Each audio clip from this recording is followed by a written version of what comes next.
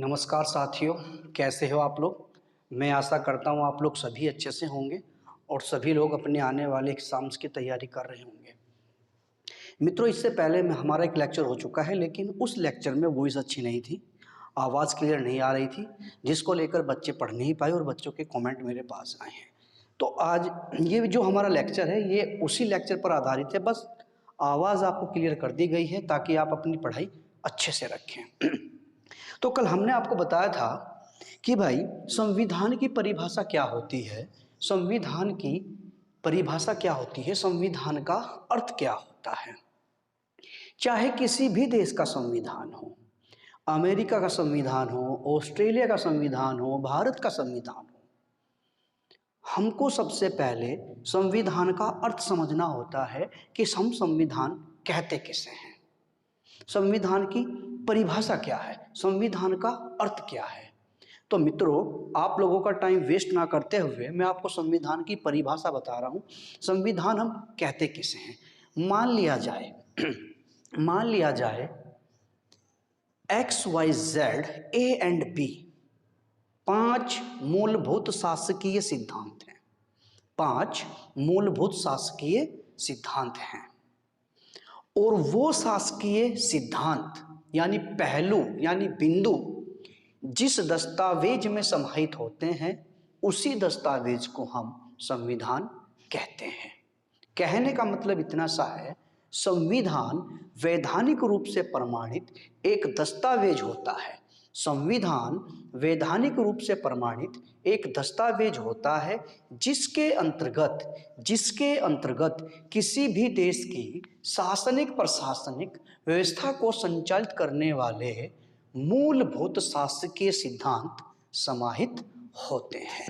एक बार और मैं रिपीट कर देता हूं आप लोगों को, वैसे बोर्ड पर लिखा भी हुआ है।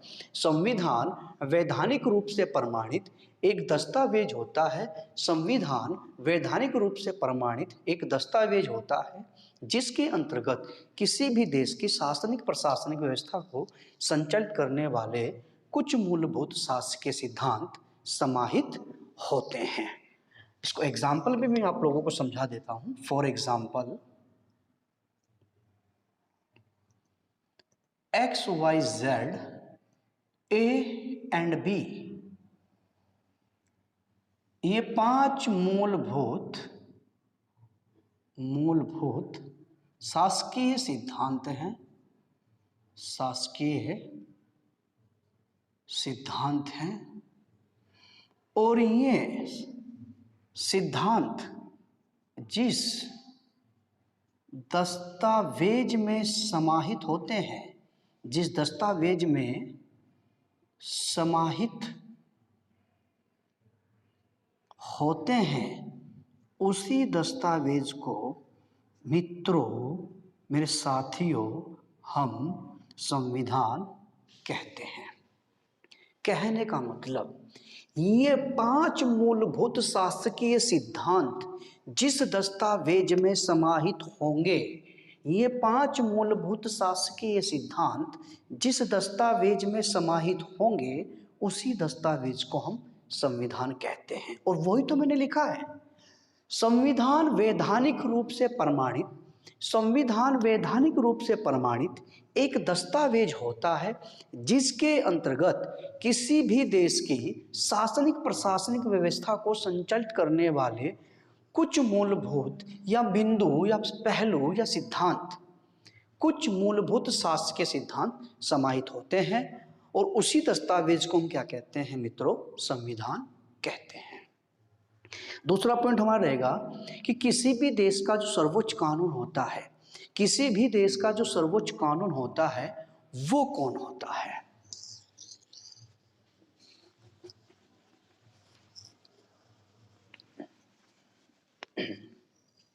दुनिया में जितने भी देश हैं, दुनिया में जितने भी देश हैं, उन देशों का जो सर्वोच्च कानून होता है वो उस देश का संविधान होता है।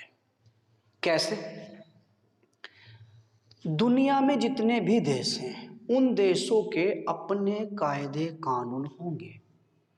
दुनिया में जितने भी देश हैं उन देशों के अपने कायदे कानून होते हैं, लेकिन उन देशों का जो सबसे बड़ा कायदे कानून होता है, लेकिन उन देशों का जो सबसे बड़ा कायदा कानून होता है वो होता है उस देश का संविधान।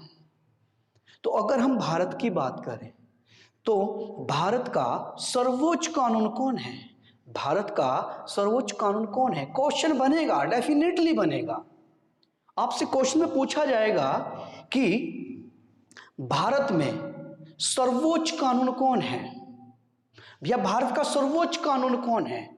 तो भारत का जो सर्वोच्च कानून होगा वो होगा भारतीय संविधान, वो होगा भारतीय संविधान। तो किसी भी देश का सर्वोच्च कानून कौन होता है? उस देश का संविधान होता है। क्यों होता है यहां पर समझो आप। उससे पहले मैंने आपको बताना पड़ेगा मित्रों, सरकार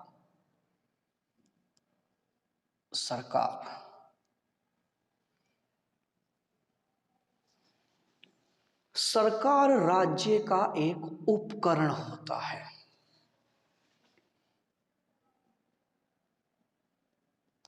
सरकार राज्य का एक उपकरण होता है, एक उपकरण होता है। सरकार राज्य का एक उपकरण होता है। सरकार के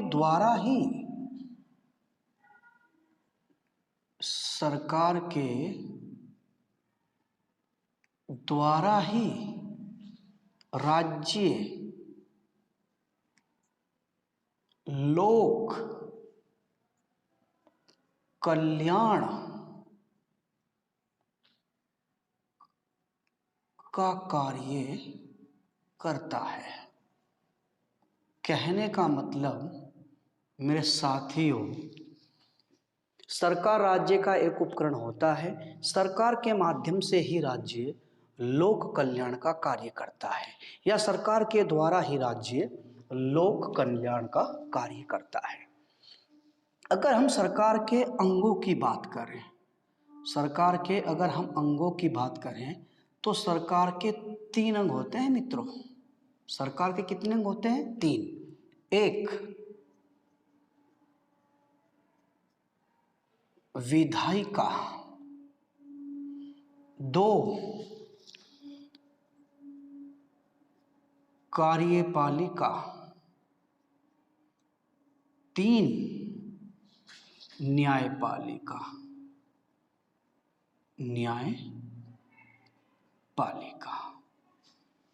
सरकार के कितने अंग होते हैं? 3। 1 विधायिका, 2 कार्यपालिका और 3 न्यायपालिका। विधायिका का कार्य क्या होता है? अगर हम विधायिका के कार्य की बात करें तो विधायिका का कार्य होता है विधि निर्माण।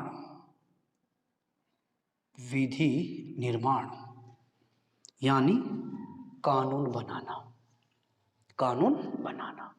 और अगर हम कार्यपालिका के कार्य की बात करें, कार्यपालिका का कार्य होता है विधायिका द्वारा बनाए गए कानून को लागू करना। विधायिका द्वारा बनाए गए कानून को लागू करना। कानून को लागू करना। कौन सा कानून? जो विधायिका ने बनाया है। और अगर हम न्यायपालिका के कार्य की बात करें, न्यायपालिका के कार्य की बात करें तो न्यायपालिका का कार्य होता है इन दोनों पर निगरानी रखना।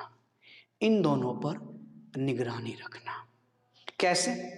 क्योंकि कार्यपालिका दोहरी भूमिका निभाता है, न्यायपालिका दोहरी भूमिका निभाता है। न्यायपालिका दोहरी भूमिका निभाता है। कैसे निभाता है? नंबर एक, विधायिका ने जो कानून बनाया है, विधायिका ने जो कानून बनाया है उसकी जांच करना। कहने का मतलब विधायिका द्वारा बनाए गए कानून की जांच करना।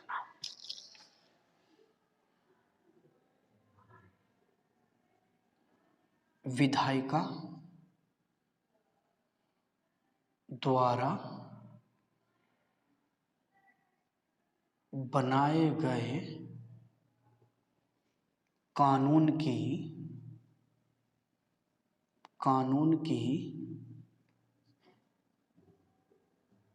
जांच करना। ये किसका कार्य होता है मेरे साथियों? न्यायपालिका का। क्योंकि न्यायपालिका का कार्य क्या होता है? विधायिका और कार्यपालिका पर निगरानी रखना। यानी जो न्यायपालिका होती है, जो हमारी न्यायपालिका होती है, वो दोहरी भूमिका निभाता है। नंबर एक, विधायिका द्वारा बनाए गए कानून की जांच करना, विधायिका द्वारा बनाए गए कानून की जांच करना। और नंबर दो, विधायिका द्वारा जो कानून बनाया गया है, विधायिका द्वारा जो कानून बनाया गया है उस कानून को कार्यपालिका द्वारा लागू किया गया या नहीं। ये भी कार्य किसका होता है? न्यायपालिका का। तो आप याद रखोगे, विधायिका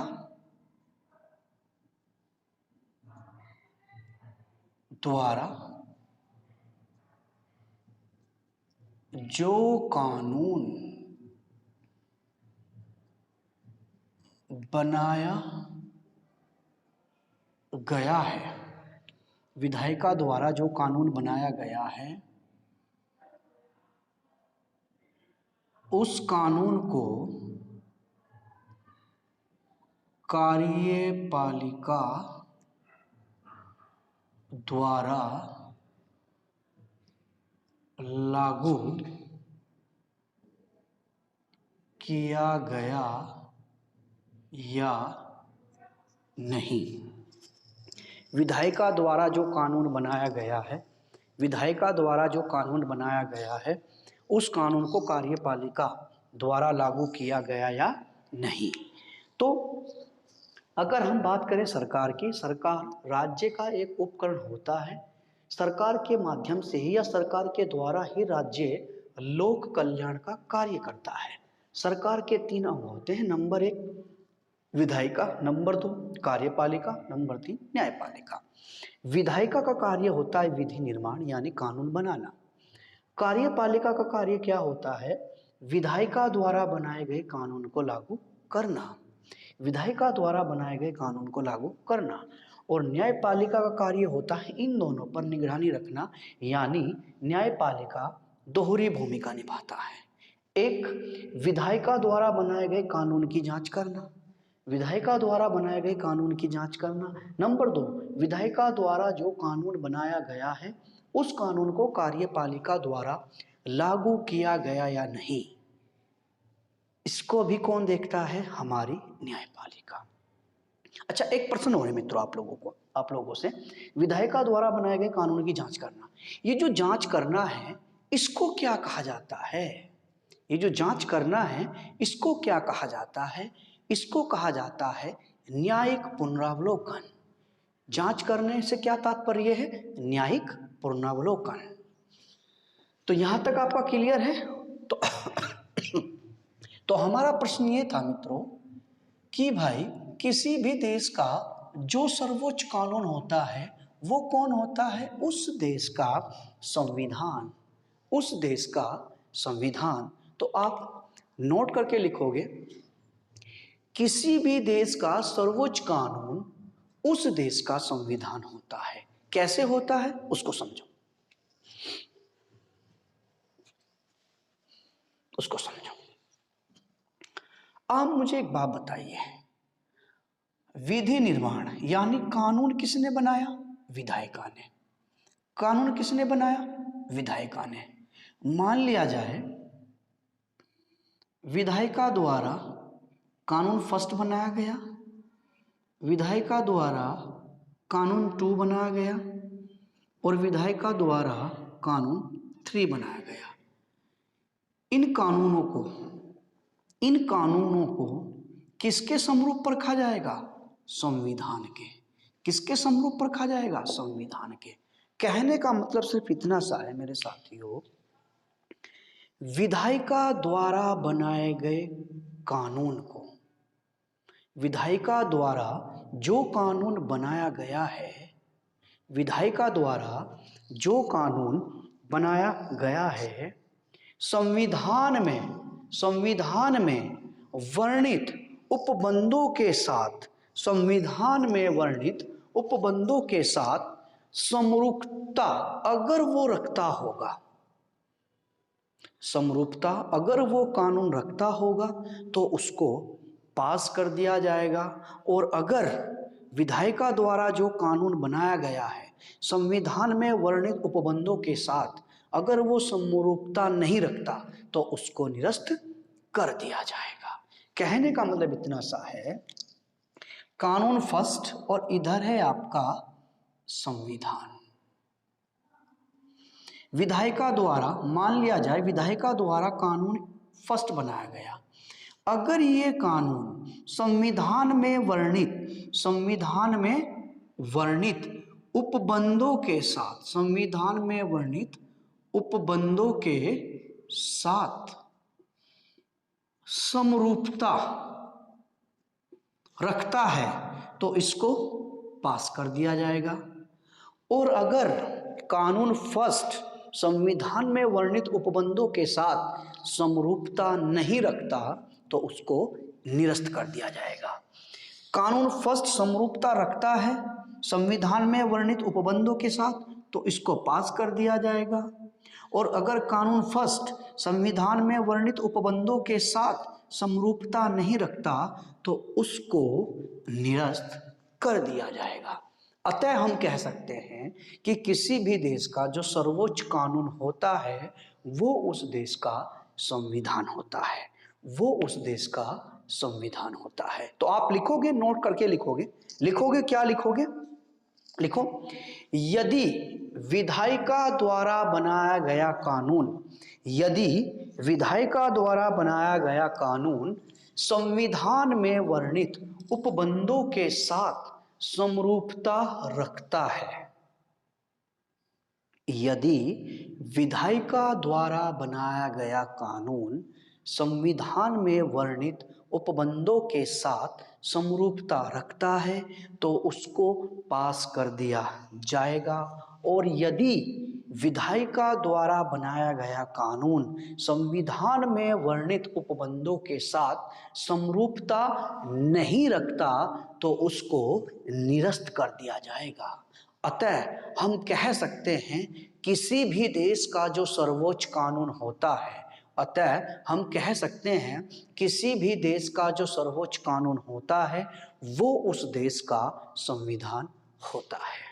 तो सिर्फ मैंने आपको सिर्फ इतना सा पढ़ाया, संविधान की परिभाषा क्या है, सरकार क्या है, सरकार के अंग कितने हैं, सरकार के जो अंग हैं उन अंगों का कार्य क्या है, और फिर हमने चर्चा करी कि किसी भी देश का जो सर्वोच्च कानून होता है वो उस देश का संविधान होता है। क्यों होता है वो भी मैंने आपको बताया। क्या बताया?